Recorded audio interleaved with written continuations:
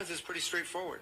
If you're a company and you make a bunch of your products in China, and all of a sudden shareholders or people that play the stock market realize that it's going to cost a lot more to produce in China, your stock is going to go down. But Chinese economists say that change in the global order will have repercussions in America.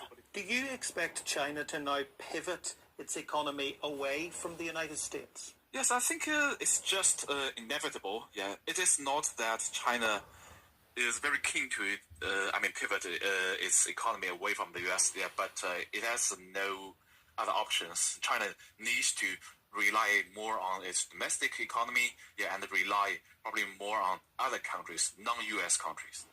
That's a potential game changer for a nation that's benefited from an open market. With free trade, America lost manufacturing jobs but gained cheap goods, many of them made in places like China. But now that the president wants those manufacturing jobs back, it seems the days of cheap goods made in places like China are over. And that's bad news for Americans when it comes to the price of their shopping. That means the prices are going to go up on the consumer. So we're going to pay. I'm extremely worried about the prices going up because it's affecting our families here in America. So yes, I'm very worried about that. So do you think the government's making a mistake? I do. So what's your message to the president? Stop it. A trade war made in America could see the world on the road to a global recession. A Trump-made one. But the president isn't changing course. Surprised, though, when we all lived through a first-term Trump administration where tariffs were so heavily favored as a trade policy, economic policy, and foreign policy tool. Yeah. But under the Biden administration, tariffs continued, didn't they? Especially on China. This time last year, they were, in fact, increased on certain products too.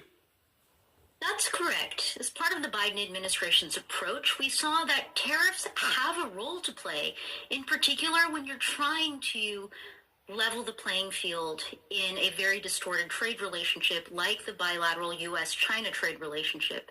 Now there, the increases in tariffs that we made as the Biden administration were targeted and were paired with the incentives that we had created in the Inflation Reduction Act, the Chips and Science Act, where we created incentives for investment in next generation technologies, clean energy technologies like electric vehicle batteries, electric vehicles, and solar panels.